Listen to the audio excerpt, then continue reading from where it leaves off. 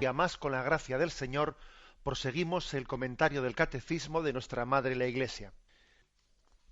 Sí, buenos días, ¿con quién hablamos? Aquí en Alicante. Buenos días, gracias a Dios, Sí, Padre. adelante, le escuchamos. Gracias por atenderme. Yo quiero, de forma concisa, saber su opinión sobre la vía que yo conocí al Señor. Fue una circunstancia de enfermedad. Yo soy de profesión médico. Entonces, lo digo porque yo, visto esto, mi enfermedad era muy grave y yo me estoy cuidando a mí misma. Yo, como médico, valoro que eso es imposible si no hay alguien que está cuidando y dando fuerzas.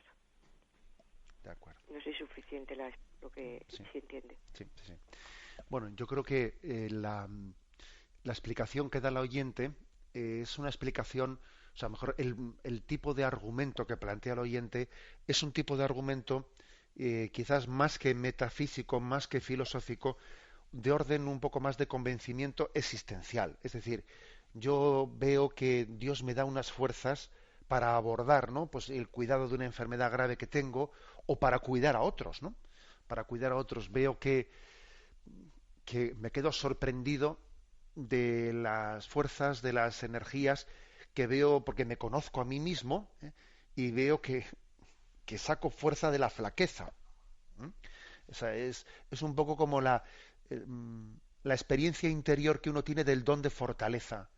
El don de fortaleza que es uno de los dones del Espíritu Santo, ¿no? Esto también con mucha frecuencia lo hemos escuchado. No sé de dónde he sacado fuerza. O sea, Dios me ha asistido, ¿no? En mi debilidad. Bien, es un argumento mm, más de orden experiencial, que de orden metafísico, claro, pero yo pienso que sin pretender hacer de ello un argumento metafísico, obviamente nos sirve.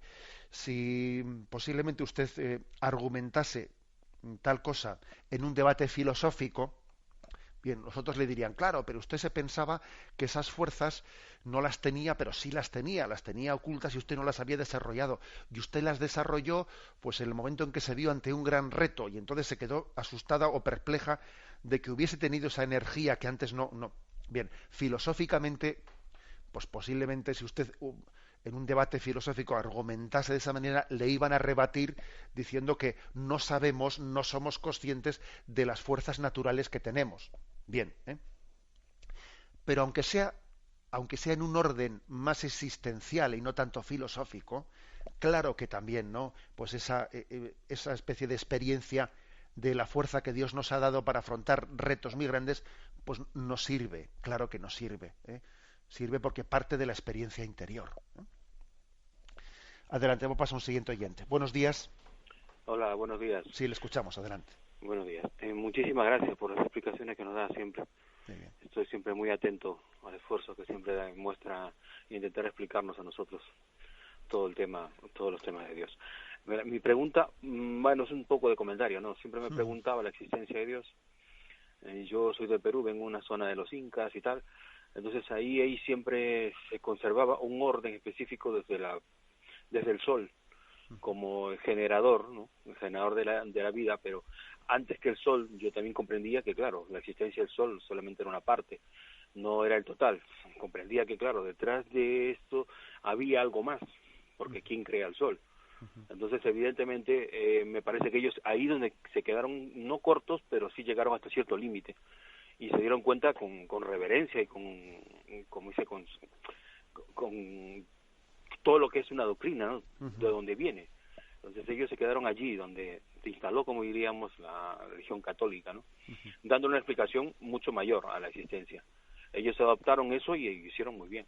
Entonces yo veo, digo, si todo nos viene desde Dios y nosotros somos lo que estamos, como que dice, entorpeciendo la voluntad de Dios, somos nosotros lo que estamos haciendo, es donde se hace realmente el mal, ¿no? Supongo.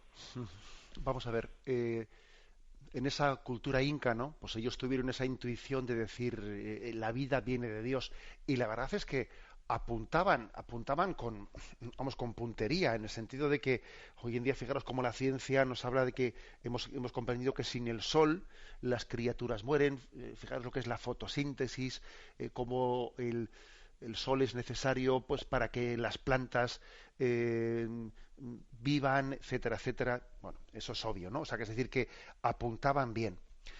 Pero claro, todavía se quedaban en una criatura. Y el sol es una... Hoy en día hemos comprendido que el sol es una estrella de las pequeñitas, de las pequeñas. Comparando con otras galaxias, hay estrellas muy superiores y muy superiores al sol, ¿no? Bueno, es decir, la clave está en remitirnos, en que el hombre entienda que las cosas tienen una causa. Los incas, en el fondo, estaban utilizando ahí el principio de causalidad. ¿De dónde viene la vida?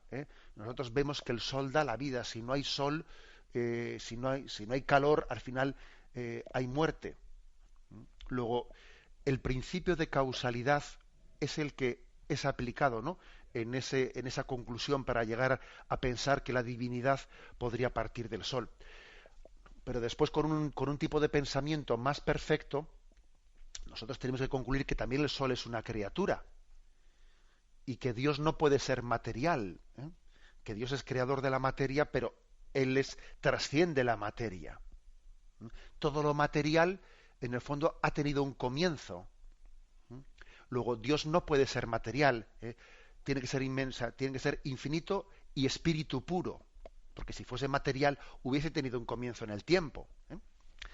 Por eso, fijaros, el cristianismo, cuando ya tenía, pues lógicamente, primero por revelación, ¿no?, pero no solamente por revelación, sino también por una utilización más perfecta de la razón, por ejemplo, quiso, como no sabíamos en qué fecha fue el nacimiento de Jesucristo, porque así como si tenemos datada y fechada la muerte de Jesucristo, sin embargo no estaba fechada por los evangelios cuándo había nacido Jesucristo.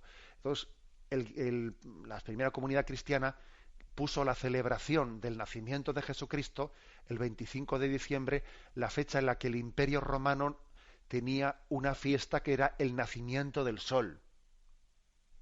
Entonces se pone el nacimiento de Cristo en la fiesta del nacimiento del sol para entender que el auténtico sol, es decir, el verdadero Dios que nace de lo alto, no es el astro del sol, sino que es el Dios, el Verbo que se encarna en Jesucristo. Dios de Dios, luz de luz, Dios verdadero de Dios verdadero.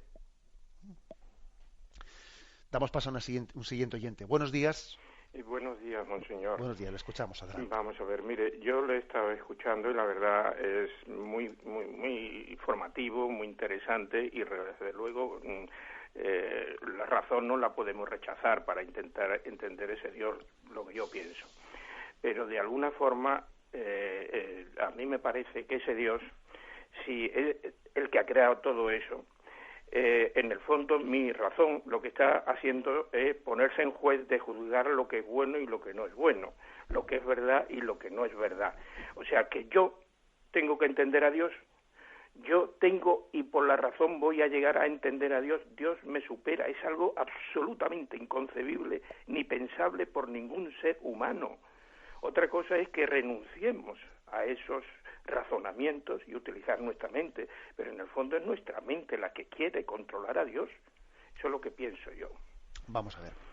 Bien, entiendo esa pregunta, pero sin embargo me atrevería a rebatir ese planteamiento, ¿no? El planteamiento de decir, si yo utilizo la razón para conocer la existencia de Dios, yo no estoy intentando manipularle a Dios, sino que Dios mismo, Él es el que me ha creado con una razón que tiene la tendencia a Dios, que tiene la capacidad de conocer a Dios. Dios nos ha creado las dos facultades del hombre, razón y voluntad, nos ha creado con una tendencia a Dios. La voluntad con un deseo de amar lo bueno, y la suma bondad es Dios. Y la razón con una capacidad de conocer la verdad, y la suma verdad es Dios. Por lo tanto, claro que existe el riesgo de intentar que nosotros manipulemos a Dios, ¿no? Aquella experiencia que tuvo San Agustín, que estaba allí, pues queriendo pues descubrir desde su razón los misterios de Dios, y entonces aquel niño famoso que se le aparece en la playa, y entonces le pregunta a él al niño, ¿qué estás haciendo? Que haces un agujero en la arena. Y entonces el niño le dice, es que quiero meter con mi cubo, estoy metiendo el mar en este agujero de arena. Le dice, pero ¿cómo pretendes tú meter el mar en ese pequeñito agujero? Y entonces el niño desaparece y entiende Agustín que Dios le había mandado como un aviso, como diciendo, oye, ojito con pretender tú meter a Dios en tu pequeña razón. Tu pequeña razón no puede abarcar la infinitud de Dios, de acuerdo. Pero una cosa es pretender hacer un Dios a nuestra medida o manipularlo, y otra cosa es utilizar la razón para llegar a la conclusión de que Dios existe. Eso no es manipular a Dios, sino que eso es utilizar la razón conforme al fin que Dios la ha creado y utilizar la voluntad conforme a la bendición de Dios Todopoderoso, Padre, Hijo y Espíritu Santo, descienda sobre vosotros. Alabado sea Jesucristo.